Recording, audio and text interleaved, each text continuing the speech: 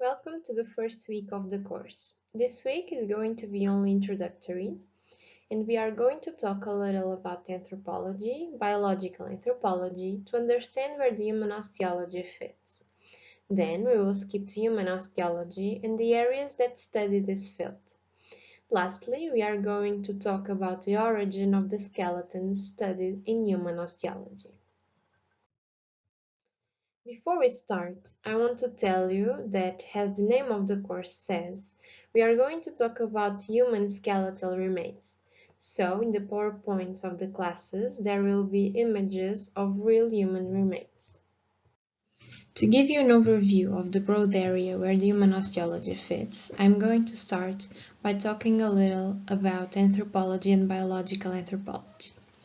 Briefly, according to the American Anthropological Association, anthropology is the study of what makes us human, and it has various goals like understanding our evolutionary origins, understanding our distinctiveness as a species, and understanding the diversity in our forms of social existence across the world and through time.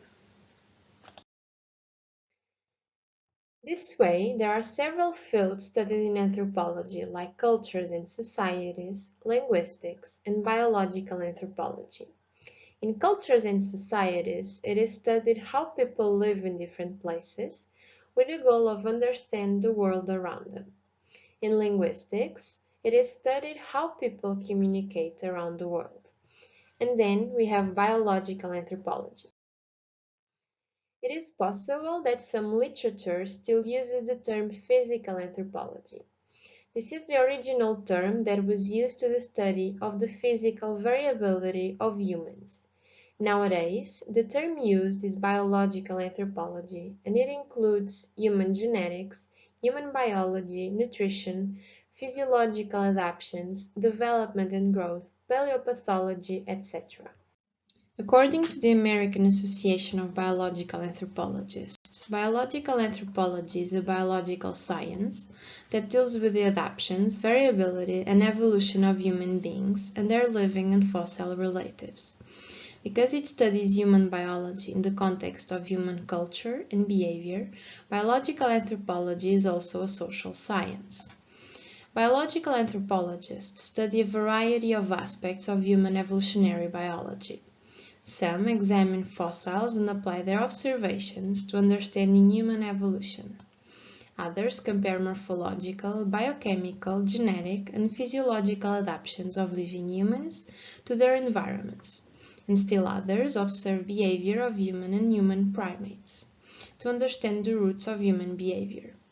The work of a biological anthropologist shows that while humans vary in biology and behavior, they are more similar to one another than different. An important name in the field of biological anthropology is Johann Friedrich Blumenbach.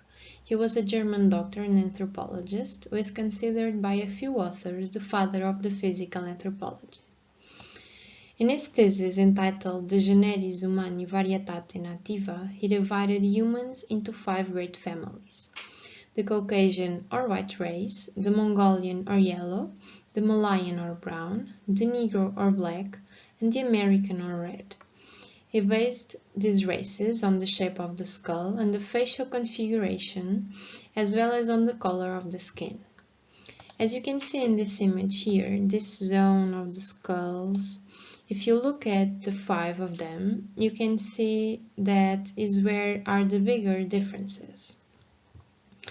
And although this categorization of people led to a lot of social problems, he was the first to show the value of comparative anatomy in the study of man's history. Nowadays, this division of races is no longer used, and I left a link of a small article in the video that explains in a simple way why these races are no longer used. Human osteology is a study field within the biological anthropology, where the main study objects are human skeletons. There are 3 main areas where the knowledge of the human skeleton is used, without counting the anatomical and medical science. And these are in forensic anthropology, and in forensic anthropology is aimed to identify relatively recently deceased and is usually done in a legal context. A forensic anthropologist works with a pathologist when human remains are found and it is impossible to identify the individual only with the soft tissues, meaning they deal with human remains in advanced stages of decomposition or skeletons. The forensic anthropology is also used in cases of disaster victim identification, for example, resulting from natural disasters like tsunamis. And I left you an article that explains the role of forensic anthropology in these situations. And the other two contexts are more historical applied. One is more ancient and purely paleontological. In this field, usually they analyze fossils of species related to our species, Homo sapiens sapiens. It is possible to see the evolution of morphological characteristics and some aspects like locomotion, diet, sexual organization, etc. The evolutionary history of humankind is mainly marked with fossils that are usually bones and teeth. And in this image, we have a very well-known fossil that is Lucy, and these are the bones that were recovered. And then the other studies contexts that can be relatively recent as part of the archaeological record. We are going to be more focused on this topic, although a lot of things that we can learn about the skeletons can also be applied both to forensic and paleontological contexts. The anatomy of the human skeleton, including the teeth, reflects the combined action of the genes and the environment. The bones and teeth are resistant to several ways of decomposition, and they are usually the last evidence of the existence of the individuals. It is possible to use the knowledge obtained from the skeletons in the individual and population level. From a skeleton of an individual, we can get their biological profile, which includes mainly age at death, sex estimation, and stature. And we can also see pathologies. And analyzing a group of individuals, it is possible to infer about structures of ancient populations, biological affinities, cultural behaviors and patterns of diseases, medical care, diets, funerary practices, etc. As I said, we are going to focus on archaeological skeletons, so a lot of human remains are recovered when there is an archaeological intervention. And we can find them when excavating an archaeological site where human remains are expected, for example, a church or a graveyard. In this image, we can see an excavation from a known cemetery, the Royal Mint Cemetery from London. And the cemetery is related to the plague. And the other option is by finding human remains where they weren't expected. A recent example is here in Portugal, in Alentejo. The county were doing some plumbing work on the streets, and there were found 13 graves that is possible Roman. The recovery of human remains is a controversial topic. There are people who think that the right thing to do is leave the remains and not recover them. Usually, this is because of religious beliefs or because the individuals in question didn't give their permission for their remains to be studied and recovered. For example, the Christians believe that the body must remain whole and uncut in preparation for the resurrection. On the other hand, by studying human remains, we are learning about the lives of the people that died and in a certain way honoring these people, because without them we wouldn't know a lot about our past. If you are interested in this topic, I left a link of a small article. And then there are also the identified human skeletal collections. These identified collections consists in a group of human skeletons that we know a little about the people. These collections are crucial for any discipline that studies human remains because they allow the development and accreditation of methods for the study of ancient and recent individuals. The methods in question are methods to estimate the sex, age at death, stature, etc. For example, if we want to develop a method to estimate the sex, it is important to be certain about the sex of the individual. If we don't have these information, we can be creating a method that is wrong.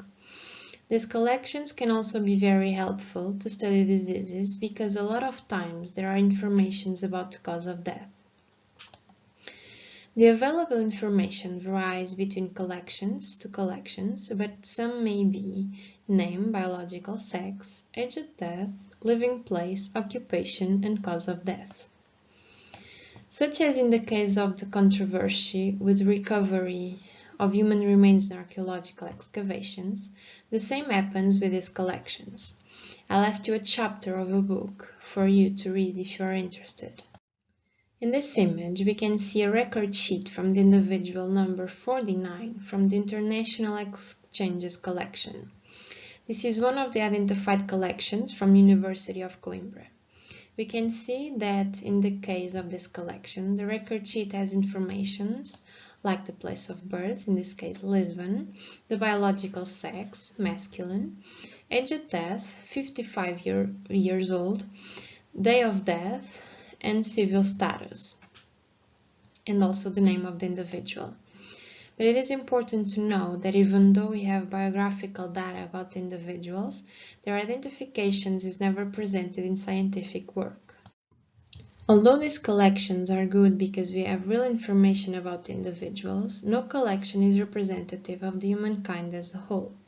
Also, sometimes these collections can result from the excavation of the marginalized people.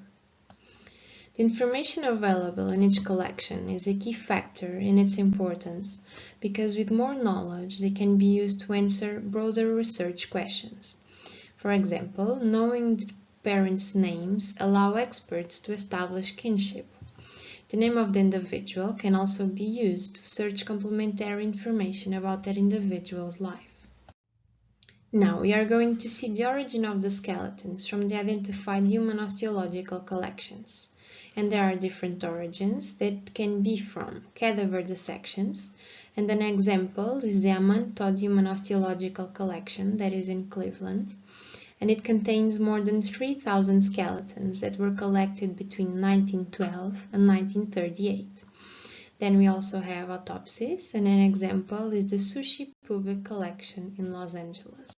Another origin is body donations, and an example is the Maxwell Museum documented collection in New Mexico. It started in 1984 and until 2018 it contains 308 individuals, and it is still possible to donate the body to this collection. And the last is from municipal cemeteries that retrieved the human remains, but they needed more space. This was done with graves that showed no evidence of maintenance or visits. After the legal burial time, if the families did not renew the burial lease, the bones were removed. This was always done under the laws of the county. And an example is the identified skeletal collection of Coimbra. And this is the most common way that the collections are formed. In this image, we have a cabinet with skulls from the collection of Coimbra. This number here in this zone of the skull that each skull has is their identification. Usually the complete skeleton isn't in display, only the skull, and each skeleton is kept separately. To finish this week class, a topic that I think it is important is how to deal with human remains. The most controversial part of working with the dead involves the physical handling and care of the remains. As we talked earlier, there are some cultures that are against touching the dead. So there are a few things that we should keep in mind when dealing with the bones and studying them. We can't forget that each skeleton was a person that had a family, a job, and had a life. Because we only see the skeletons, sometimes this can be forgotten, but I think it is important to always have this in mind. Also, the skeletons are unique material. Each skeleton tells a different story. For example, we have skeletons from before the antibiotic era, and these skeletons have lesions that nowadays almost never happened. Also, everyone is different. Overall, although the skeletons are a scientific sample, it is important to handle them very carefully and have respect. There are some cultures that request use of gloves to create a barrier between the bones and those who handle them, for example.